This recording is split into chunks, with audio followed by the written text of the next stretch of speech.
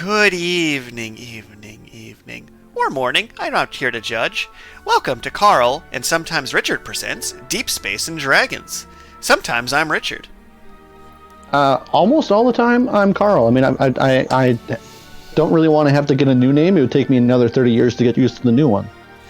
You know, that is very reasonable, and I did not use that strategy. But before we get into my sordid romantic past, what's new in the world of Karl? Ooh. So, I mean, like, obviously, don't trust everything you see or hear on the internet. Like, even spoiler warning. Like, continue. even things that like you think are verified. Like, you know, you find 3 different sources that verify the same thing. Sometimes they all reference the same study, and it's basically the same as having a single source. But regardless of that unfinished story there, I saw a video on YouTube, and it was like the 10 benefits of having a cold shower. And so the idea is that you have a normal hot shower, yep. And then at the end, you just turn the water into cold for like 30 seconds, and you're supposed to build up your cold tolerance. The video said like up to 5 minutes, but it seems that again, this is all just from the internet. I haven't actually found any printed literature. I haven't actually looked for any. Maybe I should. Not that printed literature is always better, but I'm just going to pull up my university database in the background. But please continue. The point of the matter is, and I should pull up this list of some of the supposed health benefits. Well, there seems to be some small amount of research that's been done into this, but so apparently, the cold shower every day can help lower your blood pressure. It can decrease triglycerides. It can increase insulin sensitivity, decrease norepinephrine, increase cortisol, which sounds like it's not a good thing, but cortisol actually does help regulate mood. So if you actually increase it in a controlled manner, you can actually regulate your stress even better. It also apparently can be antidepressant. It can, for your immune system, it can increase leukocytes, increase monocytes, and give you fewer infections. I mean, this sounds like wow. snake oil. Like, this sounds like it's made right out of Yon teas, but please continue. Well, I mean, it's just a cold shower for like 30 seconds at the end of a warm shower. Yeah. Which is dreadful. But I'm up to 35 seconds, so because I up the time. So it's, you know, I've been doing this for like a week now. So to follow up on your cold shower facts, so I did pull up my academic database of peer-reviewed articles because I literally just did a tutoring session on doing research on scholarly articles for research papers. You will happy to know I have 3 articles here. The first is AB 1915, Effects of Cold Mist Showers on Inflammatory Arthritis Patients. Several studies have shown that cold administered locally as a whole body treatment have shown positive effects to reduce joint swelling. So, that part is true. Right. This is has 500 citations at the bottom of it. It's an actual academic journal. It's from the Journal of Strength and Conditioning Research. This next one, stabilizing bioindependence vector analysis measures with a 10-minute cold shower. Okay. Hey, so I've lately I'm not at 10 minutes yet, but you know, there does seem to be some amount of research done into it, and there's a whole show about a guy who just dives in ice cold water, and he has the world record. Or just last year, someone set a world record of sitting in ice water for 3.5 hours. That's just nuts. So, to summarize this massive 1,000-page article I found, here's the 2-sentence conclusion. A cold water shower lasting 10 minutes resulted in an early stabilization of independence parameters compared with the table of passive recovery after running exercise. So, according to these practical applications, this tracks. I do believe it sounds like, for help, especially if you do this after exercising, some of these benefits... Not all of these benefits, but some of these benefits seem to track. The logic is, there is something here. You could do a research paper on this topic, and do the appropriate research and not get laughed out for being a proper moron. Well, yeah, I have a mild fear of not aging well. And is it because of the things you do? I've done lots of little like dumb things like I bought a blender that I never use so I can make smoothies. You as well? Like, oh, so just to give a side tangent, a while back, my brother had a similar thought of if I have a blender and drink more smoothies, I will live longer. I was in the store and explained exact chain of events to the minute of what would happen when purchasing this blender. Of, you will use it once, the volume, this, that, you shouldn't buy this expensive blender, this, that. After this whole monologue, I was right. And this blender incident was so salty that Cassie would often, when like saying if I ever had enough of you, I'd buy you a blender and you would know what it meant. Because it was a running joke, my rage about people buying blenders that they will not use because they produce so much more volume than you expect. And if you don't have a large open concept kitchen, a blender's just not a practical purchase. Well, I mean, part of my problem is that I bought a cheap blender, so... No, that's not your problem! They get louder! They don't get quieter the more expensive. I had this debate in the store. No, but the less expensive ones don't blend as well. Yeah, so but longer. But the more expensive ones are stronger, which it turns out if you spin and crush ice faster, with more velocity and more force, it doesn't make less noise. It might, in fact, make more noise because you're blending it harder. Anyway, the point of the matter is that of the stupid things that one could do to potentially increase longevity, a cold shower seems like it's fairly low impact. And I mean, I'm actually started doing something similar because I have mild eczema from soaking in bubble baths too long, just the universe punishing me. So I've also switched to room temperature showers because it's better for my skin healing. Right. So there's some benefits to that. But I'm also like doing actual wellness things like cut sugar from my diet and exercising more and doing yoga classes and things. Well, speaking of yoga classes and things, what's new in the Richard verse? So, as I mentioned before, I started my summer job doing something. And apparently I just start doing things, and then I'm sure someone will tell me if they're not what I'm supposed to be doing. That seems to be the basis of my employment. So, I had a student come into my tutoring last week, and they're just kind of like, the main reason I'm here is I'm bored and need to talk to people. And I'm like, that's a perfect good use of my tutoring. Here's my drop-in hours, by all means. And we're discussing the kind of events we could host over the summer or in the fall for students. But here's something that didn't occur to me. A lot of students who are in their first year of university or college right now didn't actually get a high school graduation. Because of COVID and things. Yeah. So one of the most popular event ideas I've been floating is the idea of like a black tie gala at the college where you can dress up as fancy as you want. Just to give like an excuse to do that, because that got denied. But what we're leaning towards is like an open mic night where you like read pieces of poetry or short stories or songs or what have you. And have it like right, because for the program, like that makes sense. So like black tie gala in the new C Wing with its like brand new building, open it up there for a gala.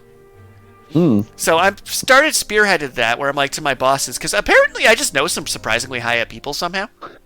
Where I'm like, you're like the third down from the top, right? It's like, yeah, my boss is the assistant dean. I'm like, cool. Is this a thing I could do? It's like, yeah, we'll connect on Monday. I'm like, when did I get the power to actually do these things? When did this happen? They're like, that's an amazing initiative. We'll look into it. I'm like, wait, can I like get a budget? Can I just throw a party? Will I get paid to throw a party? So my brain just kind of tripped over that for a while. I'm like, I have newfound powers. Because I was holding smaller events like online Mario Kart night or online Jackbox or getting someone from the art program to do a paint night Zoom events. But like, now that we can actually breathe the same oxygen, except for the small risk of monkeypox, then, can we do things on the campus? Do I have that power? As my eyes open and I just galaxy brain for a moment. Like when Aang starts floating up to the pure cosmic energy? That was me with the realization that I might actually have the power to hold a gala. Oh, that does sound like a lot of impressive power. It's like, galas are fancy. Right? Although I was bragging with the students, like, yeah, they're like talking out. It's like, yeah, I could put a suit and a tie. You could wear a blue dress. I'm like, I never agreed to this. What did they say that you're gonna wear a blue dress? They told me that's what's happening. I didn't confirm or deny that. Because I'm going to be honest, if someone comes to my house, right, with like one of those fancy zipped up, like, you know, like the nice dry cleaning bags, and unzips it, and there's just like a gorgeous blue dress, like you're wearing this, I could pull that off. Well, okay, but would you shave your legs first, or would you just go like not leg shaved? Oh man, that is such a debate. Oof. Leggings. Leggings are the answer here. Like neutral black or like flesh tone leggings, I think, are the correct answer to this problem. Yeah, you know, you're probably right. That devoutly is the correct answer. So, yeah, because like part of my... So, I do buy a lot of things on Amazon because I keep winning Amazon gift cards for doing student events and trivia contests and things. So I give Amazon a disgusting amount of money, you know, because they're my employer somehow. And they really want to see their CEO go to space. But moving on from that... I bought like a yoga outfit off Amazon that's like, here's a Under Armour compression suit and shorts and a t-shirt and all this for $20. I'm like, it fits great, it looks great. But it's like, is it a slippery slope that I'm just ordering clothes on Amazon because I'm the most average-sized human to ever exist, where I'm just a medium everything? Oh. It's like, yeah, I'm just the right height, weight, and everything to just order medium stuff, so why would I ever bother going to a store? My size has been consistent for like my entire adult life. So I think I could just get away with that. Quite possibly. So the end of this is... oh, yeah. Well, I mean, I was going to segue into going to space, but if you have a better segue... I mean, I was going to segue into cold showers, how proving an effect of that is boosting your metachlorian count. So I don't know if that's a better segue. But that was the segue I was thinking. I definitely would like to have some more midichlorians and become more force sensitive. That would be nice. All right, move so things with my mind. We are talking Star Wars. May the Fourth be with you. You don't know we didn't record it then. It could have been any day, including May the 4th. It could have been a long time ago in a galaxy far, far away, because technically, Star Wars is a documentary. Huh. I guess that's technically true, yeah, because like who even filmed these movies? Like I know who actually filmed the movies, like George Lucas and what's it? I like to say Steven Spielberg because he's famous, but I feel like he actually wasn't part of them. Before we get into like the Legion of Nerds, kind of like I'm still trying to decide if this episode title is going to be the Star Trek Wars or the Star Wars Trek. Or even just a podcast long ago in a galaxy far, far away is another one. I like the Star Wars Trek because we're going to trek through some Star Wars. I love it. That's not misleading at all. So, let's open up with the single best Star Wars movie, in my opinion. Because you know what's fun? We actually binged these together. I recall doing that. So, like, out of the things we've binged that there's a lot of time we'll do our episodes and you'll be like, so I haven't seen this, or this, and I'll be like, huh. And you'll be like, but what about this one thing? I'm like, somehow that one thing you brought up I haven't seen. Go figure. But I think we're pretty good for most mainline Star Wars content. I'm not too worried about that. Yeah. But I'm going to start with original...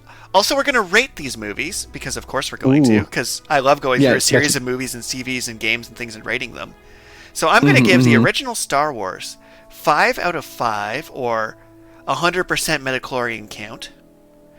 Okay, are you talking like A New Hope, or? Yeah, I'm not an idiot. A New Hope, clearly. Oh, yeah, okay. Just because they, got released out of order, right? All right, I guess we have to do this chronologically. God dang it. So, let's start with The Phantom Menace. Pros. The podcast Racing 64 game was designed for a child my age, and they used a movie to hype it. So that was fun. Ooh. I enjoyed that game. Yeah. I did not enjoy it.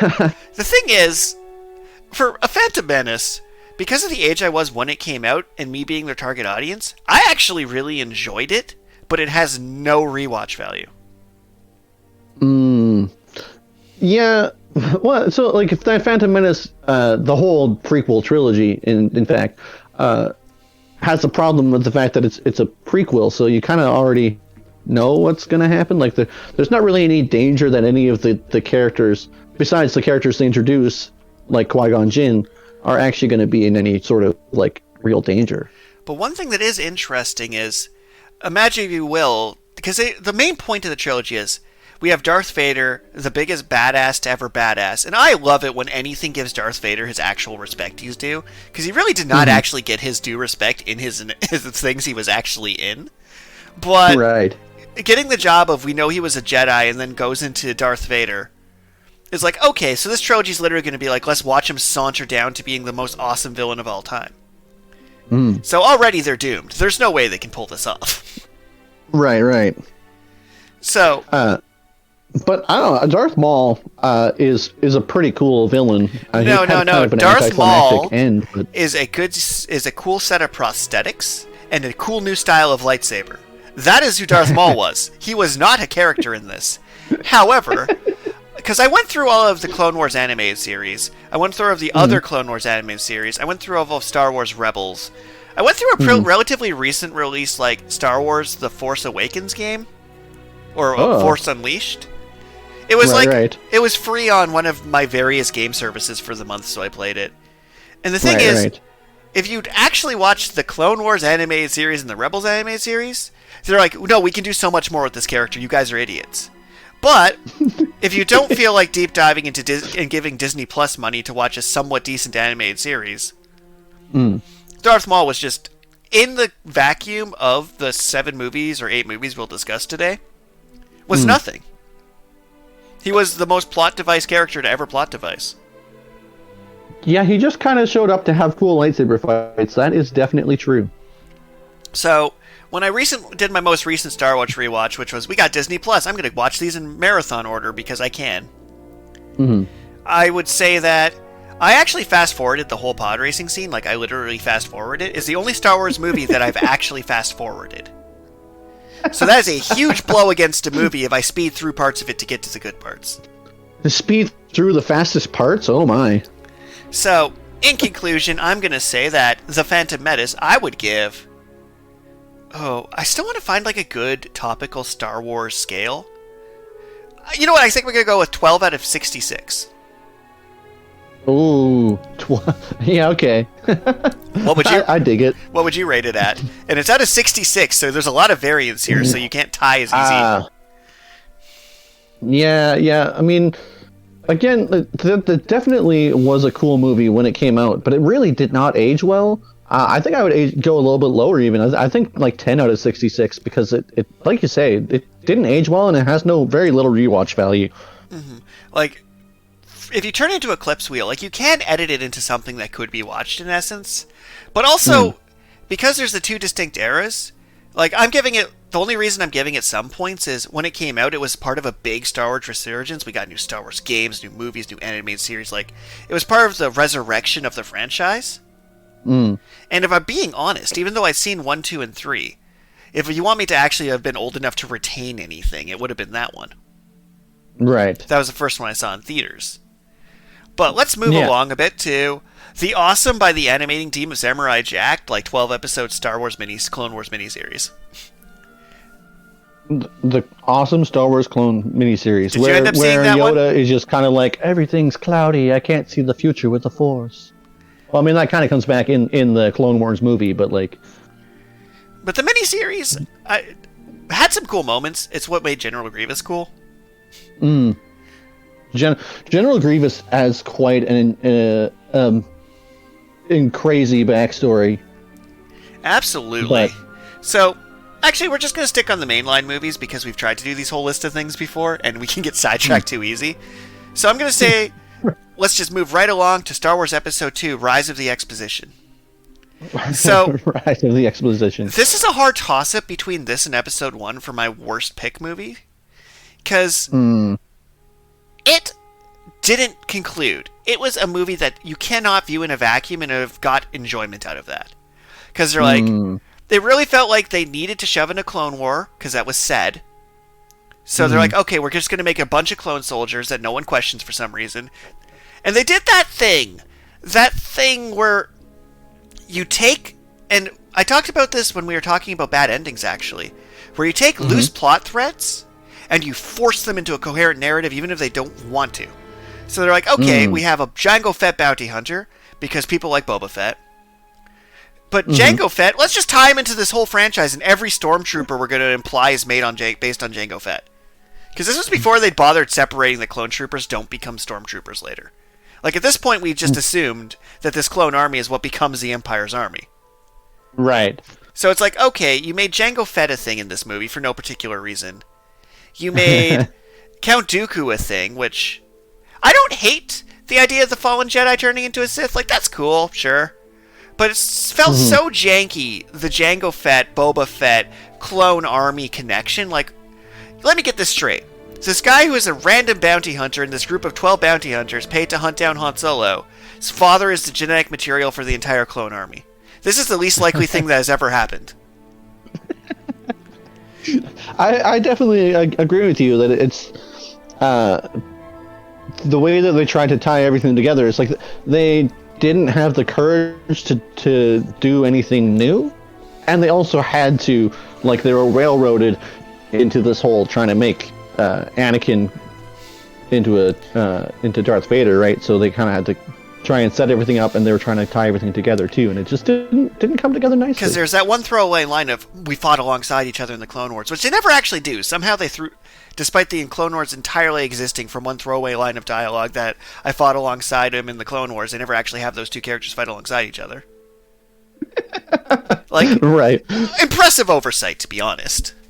And then Yoda jumping around with a CGI lightsaber is like one of those ideas that sound cool on paper. But I don't know, it's like, by showing us the Jedi Order in episode 1 and 2, they showed them to be so profoundly incompetent that they deserve to die by the end of it. Right. Like, Yoda was just profoundly incompetent. You're like, you're the ancient sage? Because you just seem to be an idiot in these first two movies. Yeah. I mean, I would definitely say that number 2 is worse than number 1. Yeah, I'm going to give it... But I didn't fast forward through any of it. Like, all of it was worth watching again. Mostly so I could remember what happened, but it's such a non-starter. I'm going to give it 20 out of 66. Ooh, I mean, I'm going with a 9 out of 66 because I found, like I said, as a movie, I found it to be slightly better. Partly because, I don't know, it's one of those chain reaction things of, that's the movie that they're like, okay, now we're going to branch out and we're going to, like, that era of Star Wars was, and the Clone Wars begun, and then the Clone Wars itself got milked for some really interesting stories later, where it's like, oh man, Darth Maul with robot legs conquering Mandalore, like, there's a lot of cool stories that sprung out of it. Right. Even if it himself was ham-handed as heck. Alright, now we go to Star Wars Episode 3, the best one, in my opinion, of the prequel trilogy. It is so memeable. So profoundly meme-worthy. Every line of dialogue can be captured as a meme, and it's perfectly stupid. Because they did not naturally curve out Anakin nicely. They had, like... No. It would have been so much better as after he got shit kicked by Obi-Wan, if then he started, that was like the thing that made him go real evil. But he went from, my wife might die, to, time to murder children in 30 seconds flat. Like, it was... but it was such a beautiful trash fire. It was like the telenovela of Star Wars movies. Like, what? Like, it was jaw-droppingly ridiculous. I definitely agree that it is like Anakin's character went 0 to 100 because they're like, oh no, we only have one movie left. He's got to go evil. Right? So, like, it starts with him cutting Dooku's head off. And I'm like, man, you didn't even have beef with Dooku. That was Yoda's enemy. Like, he really didn't have any personal beef with Dooku. It's like, Dooku injured me in the last movie, so I guess I'll just murder him. I'm like, you had no beef with Dooku. He had nothing to do with your backstory or characterization. He was a Jedi problem. Then you have him in, like, the ballet with a person like, I'm just the most evil person to ever evil. I'm basically Archlich Vecna. He's like, seems legit. And it's like, I don't really understand how did Palpatine actually win over Anakin's trust? Like, it doesn't track. It does not track. I heard you didn't get your promotion. Want to murder children? Also, I am shocked it's taken them this long and they still haven't done it yet. So Mace Windu gets an arm chopped off and yeeted out a window. Mm-hmm. That has so many kinds of not fatal in Star Wars. Yeah, definitely not. The guy fatal. can use the Force. He can levitate and float. He can fly. Like, it's been shown you can literally just use the Force to, like, survive the vacuum of space. So the fact he hasn't come back yet, it's just like they just can't afford Samuel L. Jackson. That's literally the only reason Mace Windu didn't show up in 7, 8, and 9. Yeah. So, I'm going to say that I'm going to give it a 33 out of 66. It's entertaining, but it's not good. But there's things that are just like, man, their lightsaber fight through the buildings on the platforms, like, that was just good stuff. Yeah, no, I mean, I would definitely, I'm going to bump this one up to like, I'm going to say 25 out of 66, because it definitely was the best out of the prequel trilogy. But the whole prequel trilogy, that, looking back on it now, it's just like, Well, it's like, let's say the Anakin murdering children's ridiculous. But if I'm going to a movie to watch a movie, I much prefer bad good than boring. The worst you can do is bore me. Anakin being like, right. I need to save Padme, time to murder orphans. That's not boring. It is many things. Yeah. Boring is not one of them. The second movie was definitely more boring for the most part, and the third movie was definitely more interesting. So now to go to the movie that I'm actually the only one on this list I give a perfect score to. Rogue One. So as we just explained, the prequel trilogy was ham-fisted into having to do specific things, because they happened in the lore. So how was Rogue One so good? Because it had the most restrictions by a wide margin. It's like, okay, this takes place between Episode 3 and Episode 4, and exists to fix a single plot hole. A literal plot hole. This is the most expensive fix of a plot hole in cinematic history. But I adored that movie. It had believable, grounded characters, a realistic struggle, a balance between humor and action, and a finale of... They did the Kill 'Em All finale, but it didn't feel cheap, because they achieved their objective. Like, it was a perfect balance of nihilistic and hopeful. I really enjoyed Rogue One. So I'm going to give it a 65. Yeah, I mean, I would say I actually really enjoyed Rogue One. I definitely appreciated the fact that they just, like, they actually created new characters and had, like you said, the characters were grounded and believable. And even if they all do die at the end, it's like they really did actually take more risks with a story that had no risks for them to take. I would definitely give it like a 50 out of 66. Also, bonus points too. We're going to show Darth Vader 3 times in this movie. Once at the start, once in the middle, and once at the end. And let him actually be Darth Vader. Because I've said this on our Batman episode too. Sometimes you have to take your iconic character and not give them screen time for them to be cooler. Vader just showing up and murdering your characters because he's Vader is great. You're like, oh right, this is why this guy's a super intimidating mega villain. Because regular grunts have no chance. No chance. It's like, oh, that was just beautiful. That's like the best 5 minutes of Star Wars. It's just the Vader elevator scene. Like, it's amazing. All right, now moving on unfortunately, Unfortunately, that was probably the best of their little side story movies that they came out with. Yeah, because the next one's the terrible Han Solo movie. Did you even see it? I didn't even see it because, like, honestly, I was so annoyed with... I believe it was episode 7 where... no, it must have been episode 8 where they give the dice to Chewbacca, the gold dice. Yep. And, like, I had absolutely no idea what was going on with these gold dice, and it turns out it was just, like, a throwaway prop from one of the other movies in the Millennium Falcon. And then it's just like, why are you trying to make all of these unrelated things all together? And it's just, the Han Solo movie just didn't... It was the peak example of trying to piece together plot threads that have no reason to go together. It's like, let's do a Kessel Run with Lando Calrissian, and we're like, not knowing what this was made it better. Yeah, well, I mean, like Ryan George said it well, where it's like, now we're going to learn why his name was Solo, because he went and did things solo. I really don't feel like anybody wanted to learn that. Exactly. So, like, it's funny, because Rogue One... Its success was it didn't use any of the existing characters except as, like, settings, right? Like, oh yeah, Princess Leia's in the background, or the General Moff Tarkin's in the background, or Vader's in the background. Like, yes, show that other things happen in your universe. It's literally a universe. Right. But now to pivot into a movie that held up surprisingly well, Star Wars. I found that movie kind of pivoted from action to just being a straight-up comedy, and I really enjoy that movie. We're good here. How are you? Like, it didn't... 1, 2, and 3 took themselves way too seriously. Mm-hmm. Where episode 4, you have your ragtag straight-up D&D party of... You got your rogue, your old man wizard, your paladin, and your barbarian on their adventure. And they're just like, roll for deception. Aren't you short for a stormtrooper? Well, and that's the one with the stormtrooper that hits his head, right? Yeah, it's just great. Like, just the little bits where it's like this movie knew it was janky and didn't take itself too seriously works so well to make your serious moments stick. Like, a lot of times when I'm tutoring people on how to finish their novels and books, I'll give this example. I usually use Full Metal Alchemist as a good example, or Avatar, where you need levity for your tragedy to hit. If your show is about someone flying around the world on a hang glider doing acorn spinning tricks for money, then you get the scene about a dude burning his son's face and telling him to wander till he dies.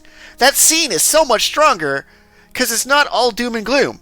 It stands out that Zuko's dad just straight up abused him because the show has some levity to it. And then you're like, oh yeah, Aang's a happy kid. Also, there's just low-key a genocide that happened here.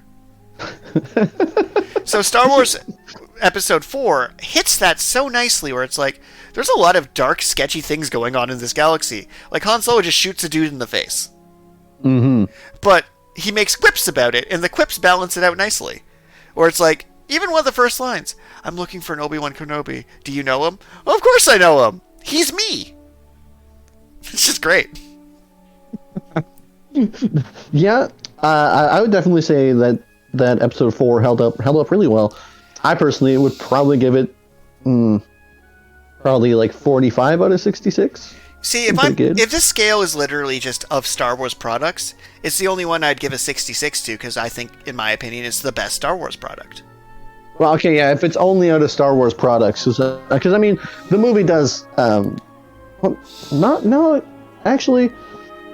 My only reason for giving it less of a score is George Lucas's obsession with CGI, where they like CGI'd in the scene with Boba Fett and Han Solo, and they CGI in some weird creatures on Tatooine, and they just look awful. Like, it just reduced the quality of the product when it was all about like the practical effects.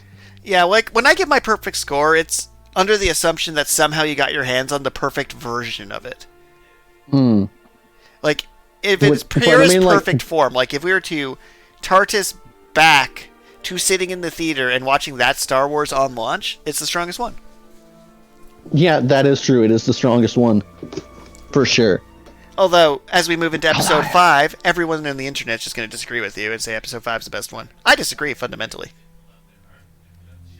Okay, so episode 5 opens with the Princess Leia and Jabba the Hutt business. No, episode 5 opens with Ice Planet Hoth, the scene from every Star Wars video game, using tow cables to trip giant murder walkers, then splitting the party on their adventures.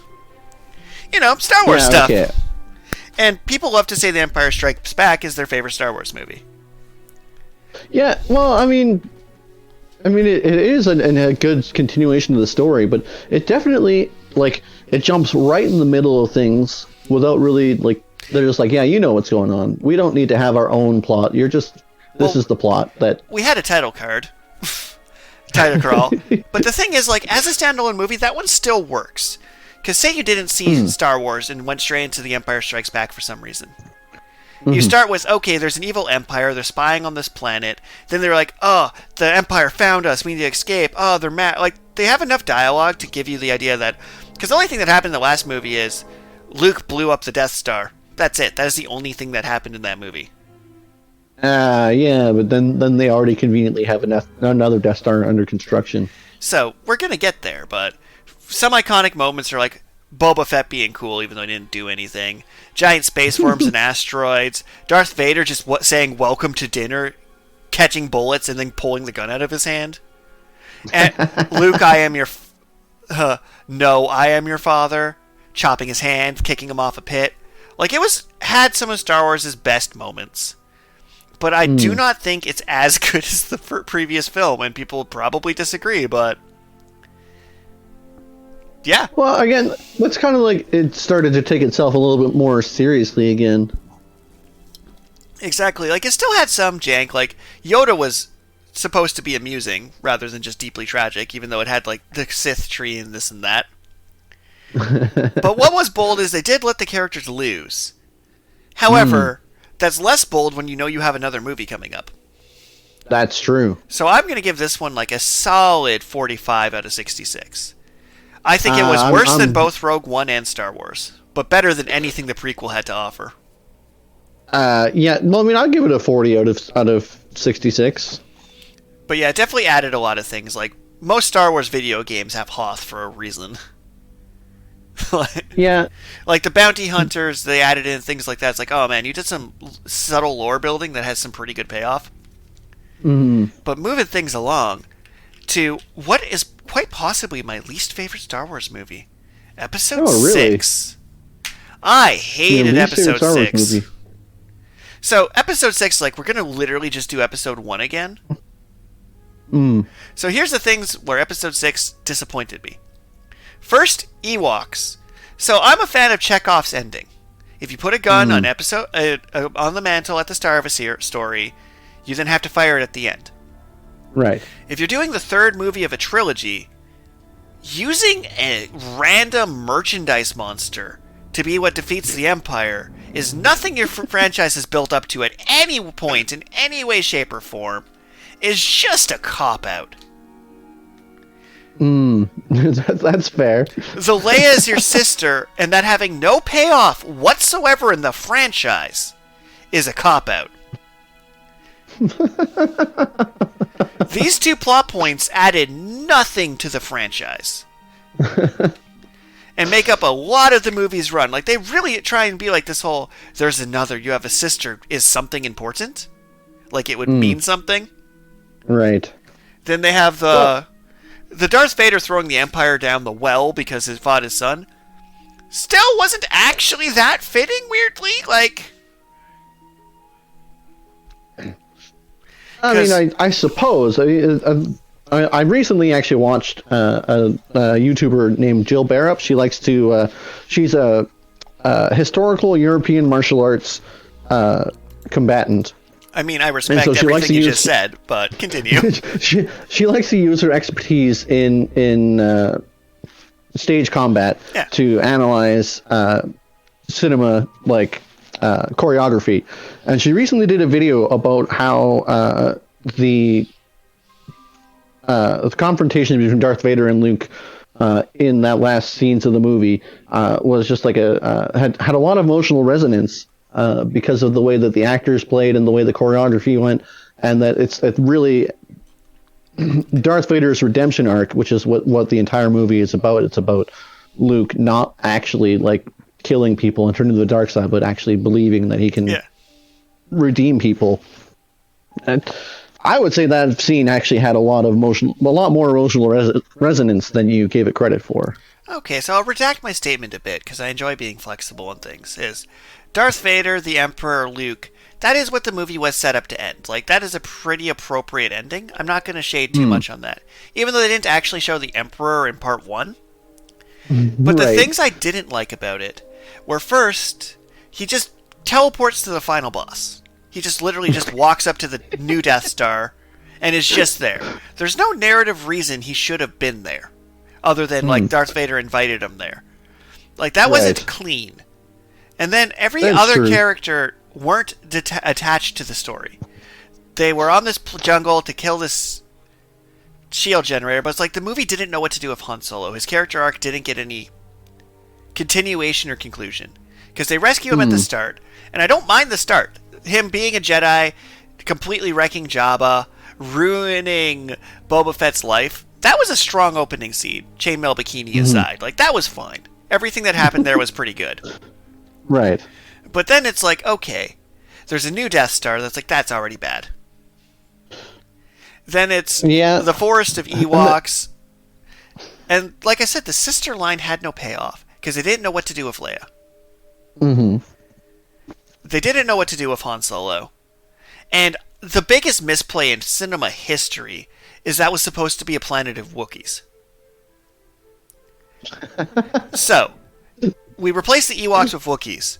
We have Han Solo now his plot is, oh, this is my best friend Chewbacca. And then Chewbacca and Han Solo have something to do in this movie because Chewbacca can help Han Solo convince the Wookiees, because he has an in with them, to help fight back against the Empire. So then weirdly Han Solo's payoff was less about Han Solo, more about the time he spent with his BFF Wookiee. Right. That at least would have been something. And I just wouldn't have done the you have a sister thing, because that meant nothing and did nothing. Yeah, and like you said, the whole Death Star thing is like, oh yeah, we're just rebuilding another Death Star. It's like, okay. Oh yeah, and even though it's only half done, it's already operational and can shoot planets. What? Okay. Now, what would have been cool in a series of war movies like this is like if Episode 6 was them blitzing the Empire, like they were the ones staging an attack on the Empire itself to try. Like if the movie was about them assassinating the Emperor, that could have been a much more compelling story. But yeah, like Luke just kind of teleported onto the Death Star, so that's why I'm capping myself out at 30 out of 66 on this one. I'd say I like that one more than you do. I'm giving it another 40 out of 66. You'd put it as good as Empire Strikes Back in your book? Yeah, I think so. I think those, like, the two of them really do go hand in hand, because the Empire Strikes Back doesn't really end either. But, so it's like they're a pair. But definitely if you're comparing Trilogy 1 and Trilogy 2 together, Trilogy 2 is so much stronger. Like, they almost stuck the landing. Because as you mentioned, the Darth Vader redemption arc being the end of it is actually pretty good. My main complaints are just Ewoks they weren't narratively compelling because they weren't put anywhere in Book 2 or Book 1 or Book 2. And the Leia reveal didn't go anywhere. They had 3 more movies to make that go somewhere. So now we're going to go to Episode 7, which is Episode 4, but slightly worse. So, first thoughts on Episode 7 are, I actually really liked that movie. It had a lot of potential where they're like, okay, instead of just having another Luke Skywalker, we're going to have another Luke Skywalker, but she's a woman. Fine with that. 10 out of 10. Perfect. Nothing wrong here.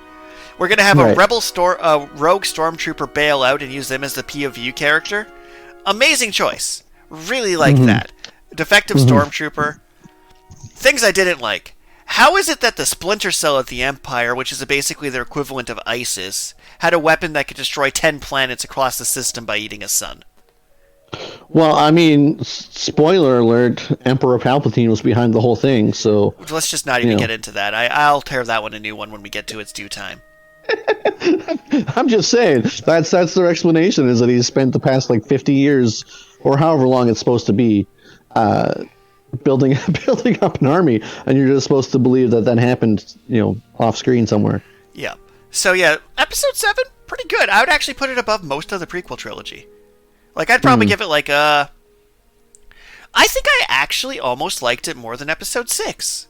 Because there were some good things in Episode 7, like the idea that Han Solo's kid turned out to be the villain, I was actually weirdly on board with. Mostly because I thought they were going to long con it, and they set up a lot of things that would have had a lot of payoff if they committed. There's this bit where he's with Han Solo, and he's like, I know what I need to do, but I don't have the strength to do it. It's okay, and he shivs Han Solo. If it turned out that Darth Vader wannabe was actually just a double agent, and he was doing this first part of the long con, that would have been amazing. Right? I just killed my dad so I can actually hunt down and bring down the Empire. Would have been amazing if he was long conning it. But that never quite got the vindication. Because it looked like that's where they were going with that, honestly. I would definitely say, in a vacuum, Episode 7 is actually quite good. I mean, it's very, very much so reminiscent of Episode 4. But that was deliberate. Kind of the point. Yeah. It was deliberate. But then, at the same time, they did set up a lot of things which Disney screwed up on by just swapping directors randomly for the second part of the trilogy, because the second director just did not want to pay off anything that Rian Johnson wanted to do. Well, J.J. Abrams. So to follow up, Rian Johnson didn't pay up J.J. Abrams. Anyway, sorry. But this is where we're going to get to some depth. This is going to be a bit of a longer episode because I like diving into these three movies because narratively they're fascinating. That doesn't mean I think the movies are good, but narratively they're fascinating. So episode 7, I liked. I didn't like the we need to warp so fast that we go under the shields to fight a bigger Death Star. I think if it was just a base, and the literal threat was we need to break into this base before they execute Rey, like if it was just a rescue mission with no actual stakes other than you're breaking into a Nazi prison camp, that was good enough. They didn't need any more stakes. There didn't need to be a super weapon that needed to be stopped. It could have just been a lower key story. That's fine. Because, it's already risky to take Old Man Han Solo on your rickety spaceship to the Nazi base. Right. Then we get to episode 8. Okay, what was your rating for episode 7? So I gave Return of the Jedi a 30. So I'm going to give episode 7 a 29. I'm going to give episode 7 a 42. I thought it was better than Empire Strikes Back or Return of the Jedi. I'm flip-floppy on it. As a standalone movie. You know what? I'm going to go with it. I'm going to up my score. I'm going to match you on that one. So let's get to 8. So 8 was their most ambitious movie for good and for bad. So first off, they introduced a completely unrelated casino planet. I'm knocking 10... We're going to start with 66, and we're going to just detract points. I'm going to say each thing. We're going to go back and forth and pull points off it. So we'll start at the very start of the movie here. We have Rey. I'm trying to remember how it started. They're just in space being shot at by the Emperor. Isn't that literally where it starts? Is they're just on a ship being chased?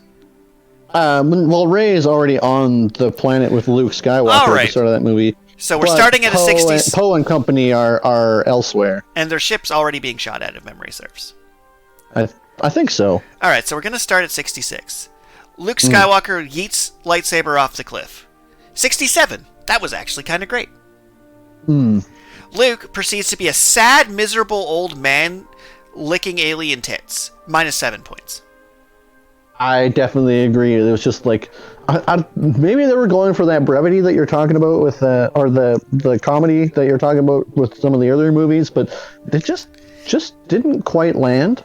Yeah, I think it's because Luke wasn't a fun character to begin with. That just didn't... He didn't have the Obi-Wan charm of him, an old man that's here to help. He's just like, I'm a bitter old man. Get off my lawn, you kids.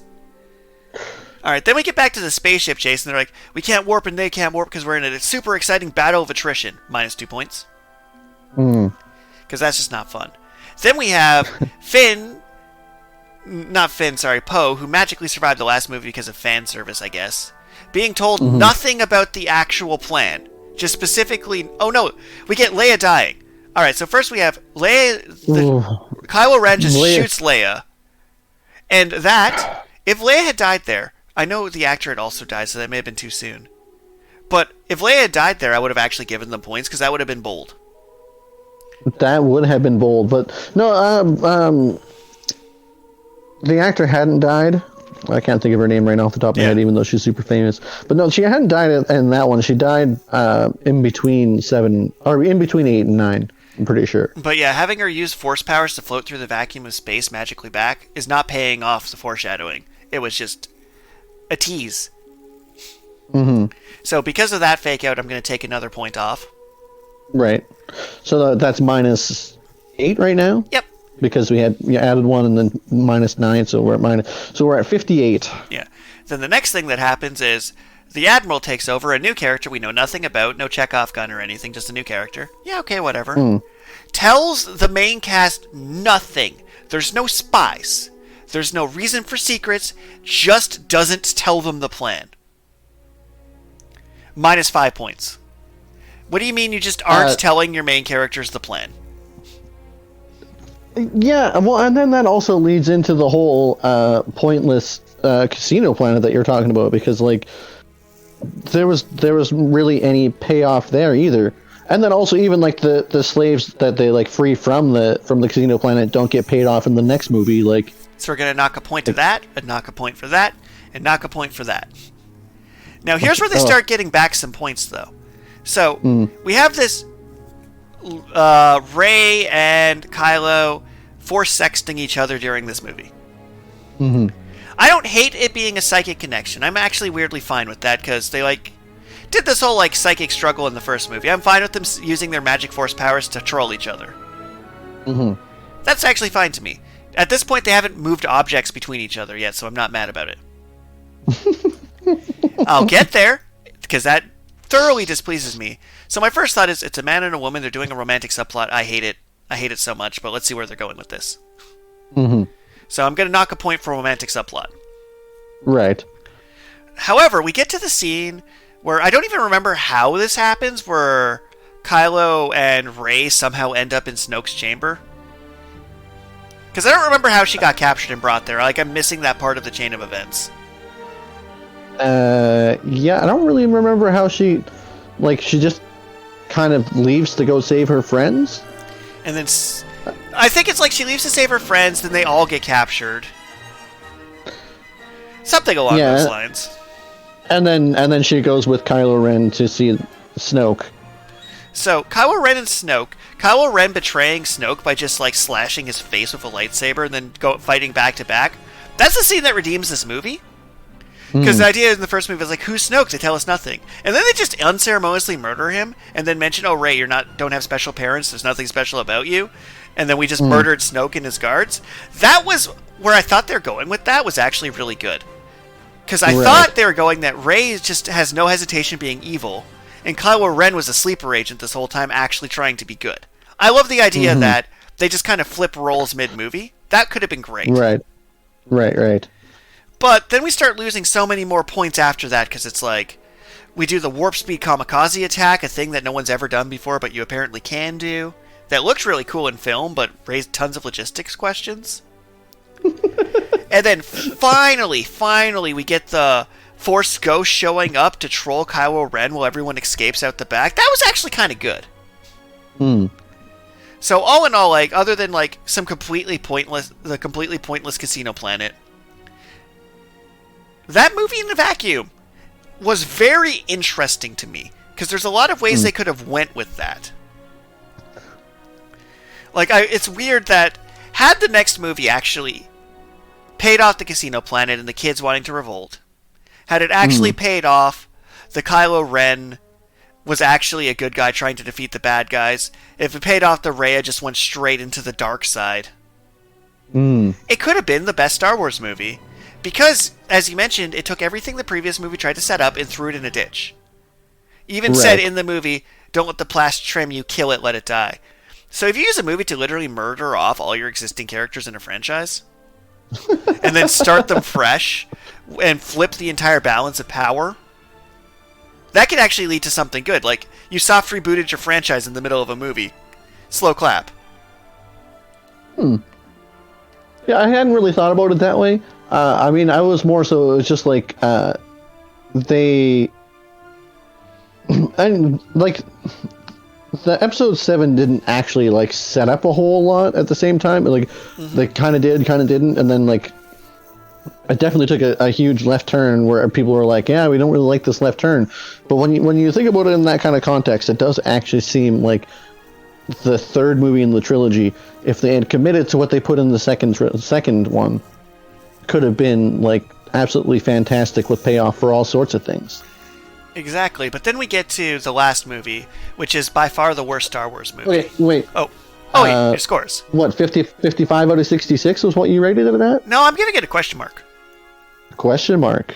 Because that movie, it could have paid off so many things, because Luke's redemption if he literally died being a Force ghost, to mess with Kylo Ren. The amount of payoff that movie could have had. Because then the next movie could have literally just been Ghost of Luke, instead of being a helpful ghost, just trolling him the entire movie. Since you didn't kill off Leia, you could have had her, which is unfortunate because of the actress, but you could have had her take an active role up, because Luke refused to train Rey, so you could have Leia do it, which they ended up doing in a bit of a montage. Right. But yeah, they forgot to pay off their Chekhov's gun in this next movie. So yeah, I have to give it a Quantum State, because the next movie is what ruined it, not the movie itself, which is a weird thing to say. Yeah, well, okay, but in a vacuum, I would definitely say, I'm gonna give it a 46 out of 66. As a standalone movie, I thought it was all right. Yeah, like other than a few areas where it really dropped the ball, which was A, the person stopping him from killing himself, thus killing all their friends. Just the early handling of Luke and the casino scene. Actually, just Rose. If you removed every scene with Rose in it, just pulled that right out of the movie.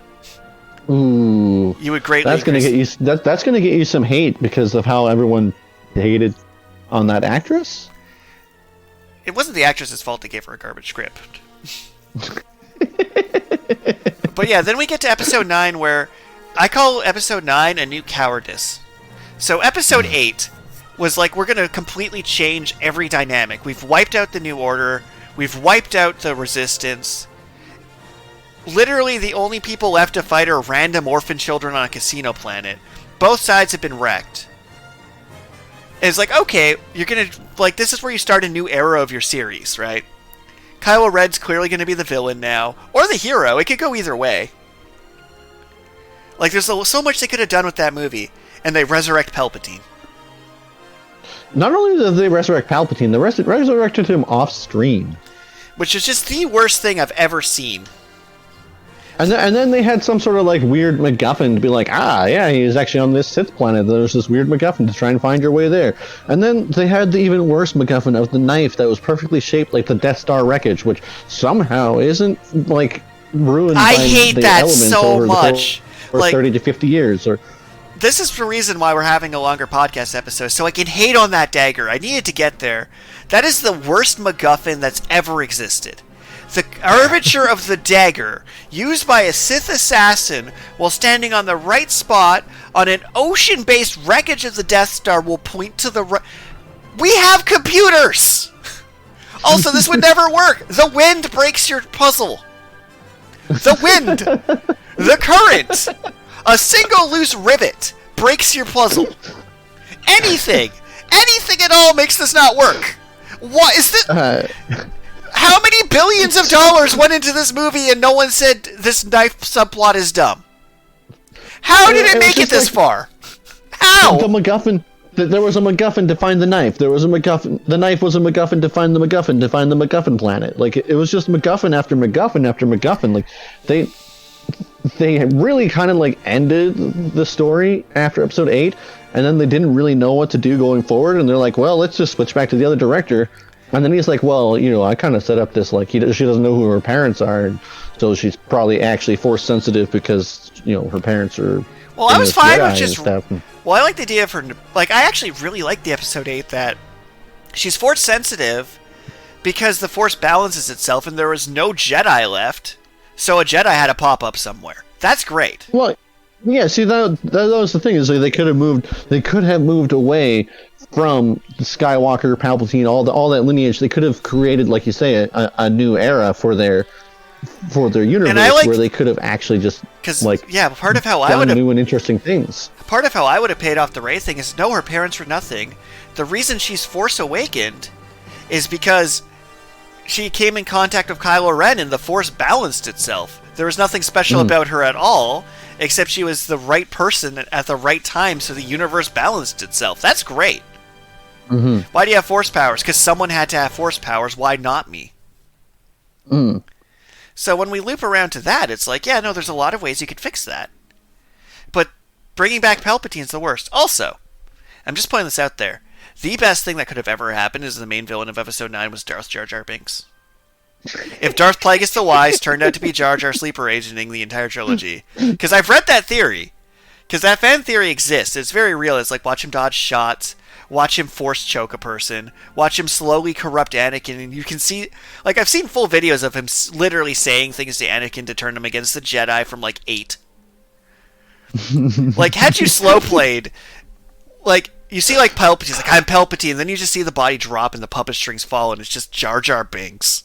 Well, okay, and I mean, there's no like verification for this, but from what I've heard, that was the original plan, that Jar Jar Binks was going to be one of the secret villains, but the fans hated Jar Jar Binks so much that they just they didn't want to commit. And that's it's kind of what plagued the prequel and the sequel trilogies.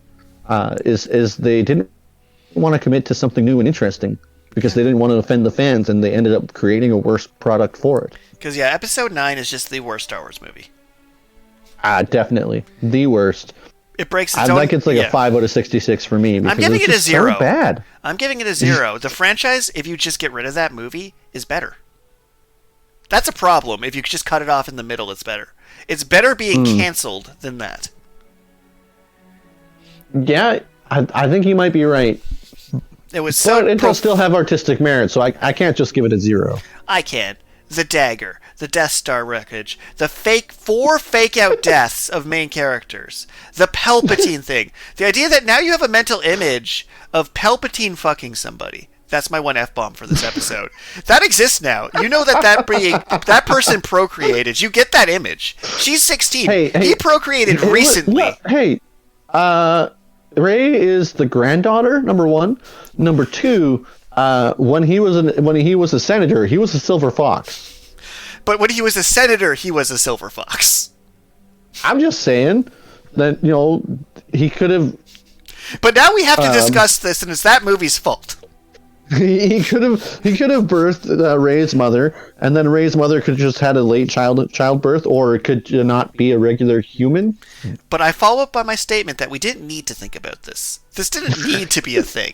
It is completely unnecessary, and they even let them kiss. They brought back the romantic subplot. They brought back it, and then he took her name. She took his name because they were married, because they're a man and a woman in a movie. They were kind of sort of married. Kylo Ren died, didn't he? Yeah, but he's like, in honor of Kylo Ren, whom I love despite him being a murderer. I guess I'm a Skywalker now. Yeah. She adopted herself into the family, which is fundamentally uncool. Usually someone has to let you in. So, in conclusion, we've went through the Star Wars, and now let's try and remember what we've rated them to try and put a scale. So, I think first place, I think we agreed it was Star Wars. There's a couple movies you might have rated higher than original Star Wars. But I think we agree, if we meet our scales, we would agree that original Star Wars is the best Star Wars movie. Agree? Yeah, I would say so. In the next slot, we had a debate between... Because you didn't give Empire Strikes Back very many points. So I actually think in the next place it's Rogue One. Rogue One was definitely they had the most room to mess up, and yet the least room to mess up, and they found that sweet spot and made a good movie for sure. I think in third place we actually have Episode 7. Well, yeah, because Episode 7 was a nostalgic trip through Episode 4 with new characters that gave it a fresh coat of paint, I guess. Right. Yeah. And then as we continue down, I think we're tied. I think we have 5 and 6 in a deadlock because we both weighed the other one oppositely. But I think that's where it goes, is a tie with Episode 5 and 6. Because you're like, it paid off the narrative really perfectly. I'm like, I agree, but also Ewoks. So I think we're just torn on whether or not we like Ewoks. I love merchandise, okay? Ewoks were adorable. Then as we continue down, I think this is where Episode 8 goes in its weird quantum state, where there's so much that it could have paid off. But I still think it's actually better than anything the prequel trilogy put forward. Oh, definitely. So we're going to put that there. Then we're going to go Episode 3 because it had meme value and telenovela value. Then we're torn again between 1 and 2. We seem to have disagreed on that one, but agree that they're both belonging near the bottom of this list, but not actually sure which one's the worst. Right. And then in absolute last place is Episode 9. Yeah. So that is our Star Wars rating, and we clocked in about an hour. This is our longest episode, but we discussed 9 movies in depth. Yeah, this actually probably is the most in-depth discussion we've had about a singular given topic. Probably because this is the only topic we both had equal amounts of exposure to. So, with our Star Wars retrospective done, I think we're going to wrap up this episode with... I'm going to bring a flashback to Random Question of the Week. Ooh. And this Random Question of the Week is brought to you by our Patreon. We have one. We're going to give it a reamp by the time you've listened to this episode. There might be things on it. I don't know, but I'm making this commitment. Spicy. And all right. So, brought to you by our Patreon, our random question here. What do you think is your number one guilty pleasure? My number one guilty pleasure. And remember, to be a guilty pleasure, you have to feel kind of bad about it, so none of this cold shower nonsense. Although I'll start with mine. It is probably that I just enjoy lengthy bubble baths. And like, I'm just soaking in candlelit hot water. I know it's bad for my skin. People make fun of men who take elaborate bubble baths, but my Lord and Savior Megatron also has elaborate bubble baths. So I'm going to say bubble baths is probably my actual number one weird guilty pleasure. And then we're going guilty pleasures for specific series. I enjoyed Kill la Kill, and that is a trash fire.